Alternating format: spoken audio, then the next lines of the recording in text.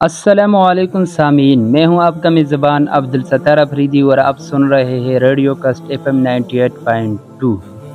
امید کرتا ہوں کہ آپ سارے خیریت سے ہوں گے۔ جی سامعین، روزانہ کی طرح آج بھی آپ کے لیے لائے ہیں ایک بہترین موضوع جو ہے عبدالستار عیدی۔ اس سے پہلے کہ میں اپنی موضوع پر بات شروع کروں، آپ کو بتاتا چلوں کہ آج میں اسٹوڈیو میں اکیلا ہی ہوں، اور اس کی وجہ یہ ہے کہ آج میں ایک ایسے شخصیت پر بات کرنا چاہتا ہوں جو میرے ہم نام ہونے کے ساتھ پوری امت مسلمہ کا ایک مسیحا سمجھا جاتا ہے۔ ایک ایسے مسیحا جس نے اپنی پوری زندگی خدمت خلق کے لیے وقف کیا تھا۔ انسانوں سے اتنا پیار تھا کہ وہ دوسروں کی خاطر خود روڈوں پر بھیک مانگا کرتا تھا۔ ایک ایسا شخص تھا جس نے کبھی کسی سے نہیں پوچھا کہ آپ مسلم ہو یا غیر مسلم، لیکن دل کھول کر مدد کرتا تھا۔ انسانیت کی خدمت اپنا فرض سمجھتا تھا۔ اس کے بارے میں ایک شعر ہے: بس اتنا دخل تھا میرا خدا کے کاموں میں، بس اتنا دخل تھا میرا خدا کے کاموں میں مرنے والوں کی جانیں بچایا کرتا تھا۔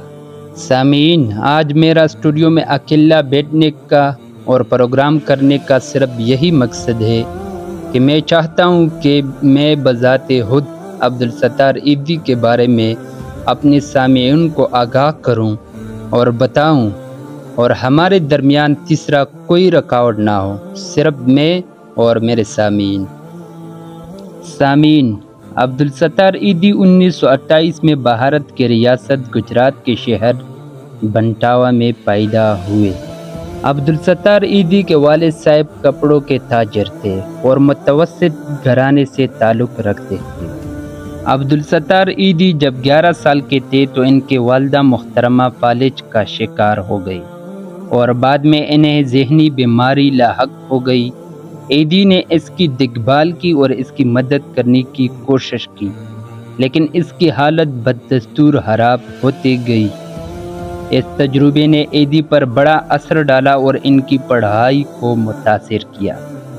وہ ہائی اسکول مکمل کرنے کے قابل نہیں رہا، اس کے بجائے اس نے ان لوگوں کی مدد کرنے پر توجہ مرکوز کی جو تکلیف میں تھے، اور اس تجربے سے وہ سیکھ چکے تھے۔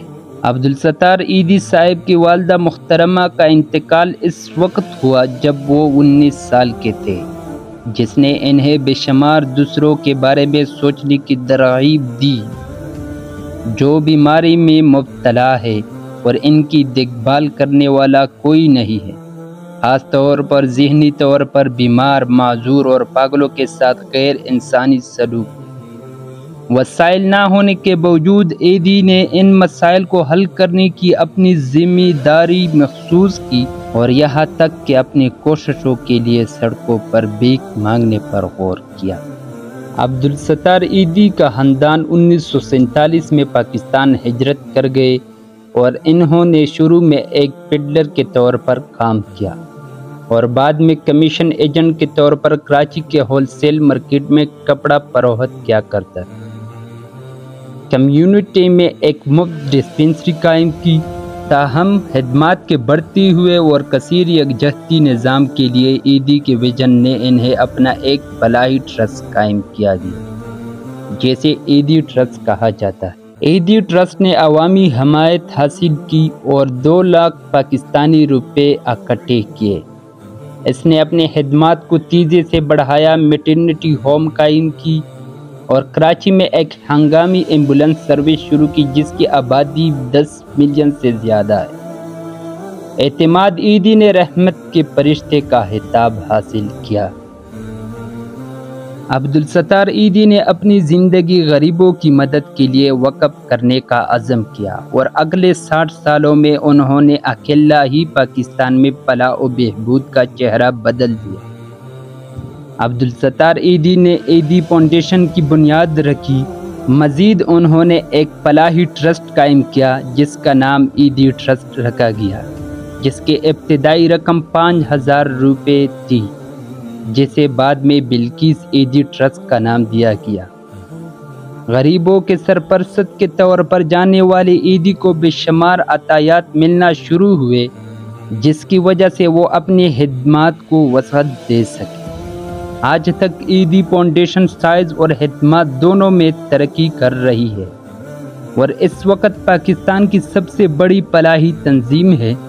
اپنے قیام کے بعد سے عیدی فاؤنڈیشن نے 20,000 لاوارث شیرخوار بچوں کو بچایا ہے، 50,000 سے زیادہ یتیموں کی بحالی کی ہے اور 40,000 نرسوں کو تربیت دی ہے۔ یہ پاکستان کی دیہی اور شہری علاقوں میں 330 سے زیادہ فلاحی مراکز بھی چلاتا ہے، جو کہ باورچی خانہ کے طور پر کام کرتے ہیں۔ لاوارث خواتین اور بچوں کے لیے پناہ گاہیں اور ذہنی مریضوں کے لیے کلینک عبدالستار عیدی کے طرف سے قائم کردہ عیدی فاؤنڈیشن دنیا کی سب سے بڑی ایمبولینس سروس چلاتی ہے۔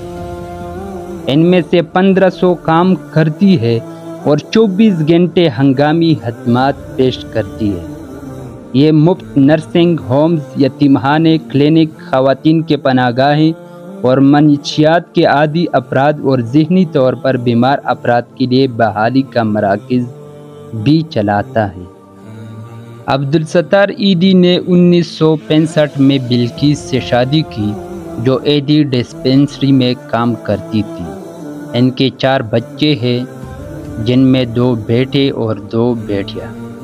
بلقیس کراچی میں عیدی ٹرسٹ کی ہیڈ کوارٹر میں مفت میٹرنٹی ہوم چلاتی ہے اور لاوارث اور ناجائز بچوں کو گود لینے میں ملوث ہے۔ عیدی اور بلقیس کا اپنے آپ کو اس مقصد کے لیے وقف کرنے کا مشترکہ ویژن ہے، انسانی مصائب کو دور کرنا اور کسی بھی ضرورت مند کی مدد کرنے کو تیار ہے۔ عبدالستار عیدی ٹرسٹ فنڈ ریزنگ سے لے کر لاشوں کو نہلانے تک کے تمام معاملات میں خود شامل ہوتے۔ وہ ذاتی طور پر شہر کے گرد ایک ایمبولینس چلاتے تھے، ضرورت مندوں کی مدد کرتے تھے۔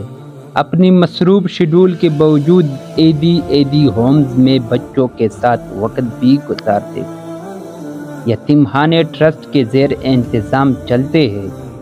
گھروں میں بچے پیار سے انہیں نانا دادا کے نام سے جانتے ہیں۔ عبدالستار عیدی اپنے شہرت اور اپنے کام میں کثیر رقم کے باوجود عبدالستار عیدی نے ایک سادہ اور معمول تر زندگی کو برقرار رکھا ہے۔ وہ اور ان کا خاندان عیدی ٹرسٹ کے ہیڈ کوارٹر کے قریب ایک چھوٹے سے اپارٹمنٹ میں رہتے ہیں اور نہ ہی عبدالستار عیدی اور نہ ہی بلقیس عیدی نے کوئی تنخواہ دی ہے۔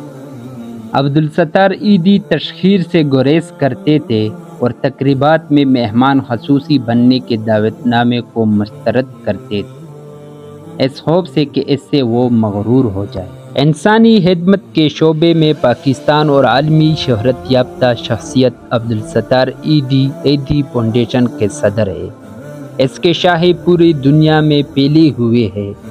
عبدالستار عیدی اپنی ذات سے پہلے دوسروں کی خدمت اور مدد کرتے تھے، جو ان کی زندگی کی سب سے بڑی کامیابی تھی، اور اسی وجہ سے 1997 کے grains book of world record کے مطابق عیدی فاؤنڈیشن کی ایمبولینس سروس دنیا کی سب سے بڑی فلاحی ایمبولینس سروس ہے۔ اس طرح عبدالستار عیدی کے بے شمار اعزازات اور انعامات ہیں، جس طرح 1988 میں انہیں لینن امن انعام ملا، 1992 میں پال ہیرس انٹرنیشنل فاؤنڈیشن کا، اور 2000 میں انسانیت، امن اور بھائی چارے کا انٹرنیشنل پرائز ملا۔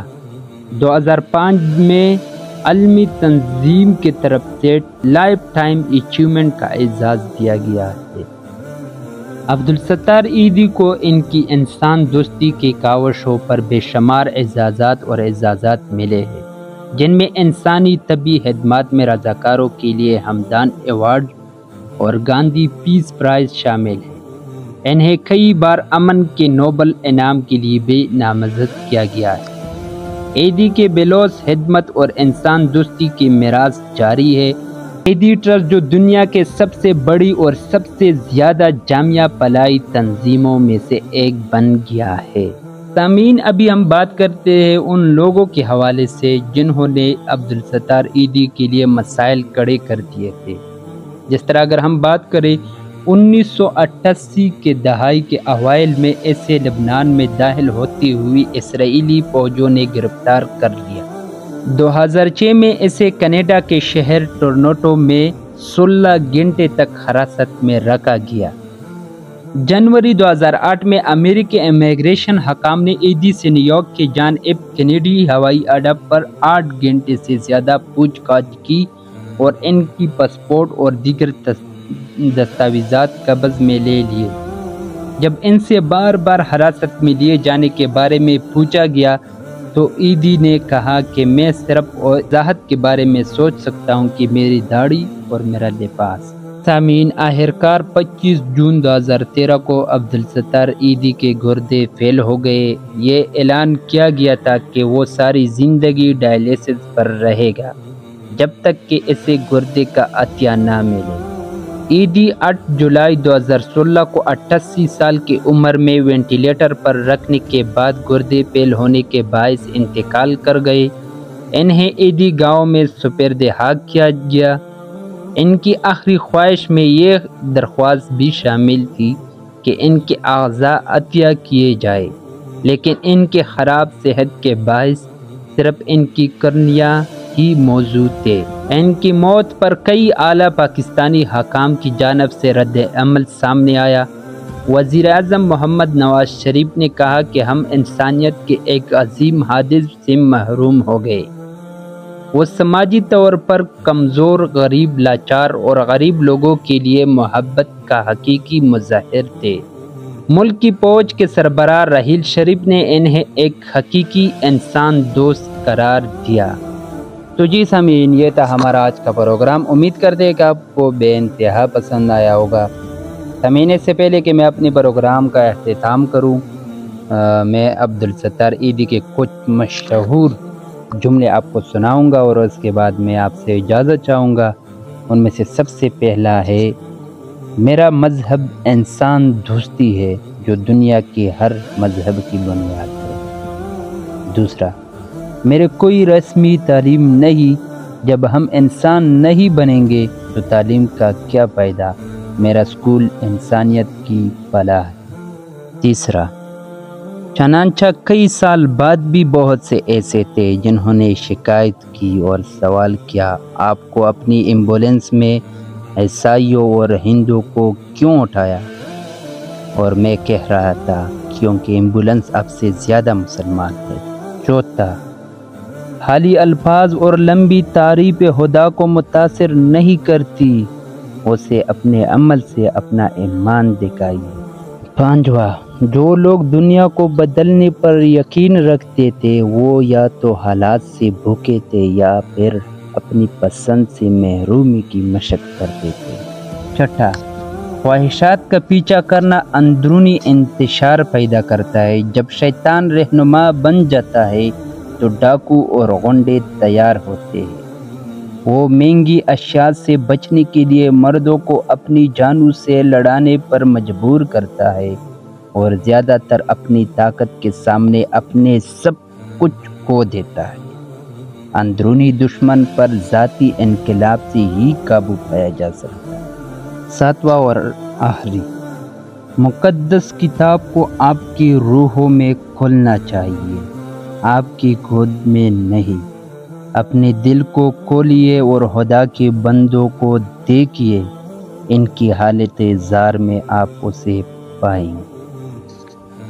تو جی سامعین، یہ تھا ہمارا آج کا پروگرام۔ امید کرتے ہیں کہ آپ کو پسند آیا ہوگا، اور اگر آپ نے اپنے بچوں کے ساتھ سنا ہے تو یقیناً آپ نے بہت بڑا فائدہ کیا، کیونکہ ہم نے نیو جنریشن کو سمجھانا ہے کہ عبدالستار ایدھی کون تھا، ان کا اپنے ملک کے لیے کیا خدمات ہے، بلکہ پوری انسانیت کے لیے کیا خدمات ہے۔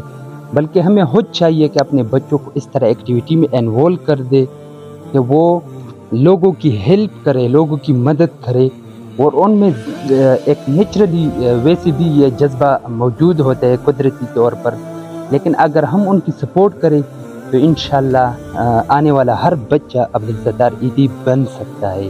اور وہ کیسے بنے گا؟ ہمارے سپورٹ کے ساتھ بنے گا۔ مثال کے طور پر میں عبدالستار عیدی کا ہی آپ کو مثال دوں، اس نے ایک انٹرویو میں بتایا کہ میں جب چھوٹا تھا تو میرے والدہ صاحبہ مجھے 2 آنے دیتے تھے اسکول لے جانے کے لیے، اور فرماتے تھے کہ ایک آپ رکھ لے کھائے اور دوسرا کسی غریب پہ خرچ کرے۔ سامعین، میں آپ لوگوں کا زیادہ ٹائم نہیں لینا چاہتا، مزید دے دیجیے مجھے اجازت، پر زندگی رہی تو پھر ملیں گے، تب تک اللہ نگہبان، والسلام۔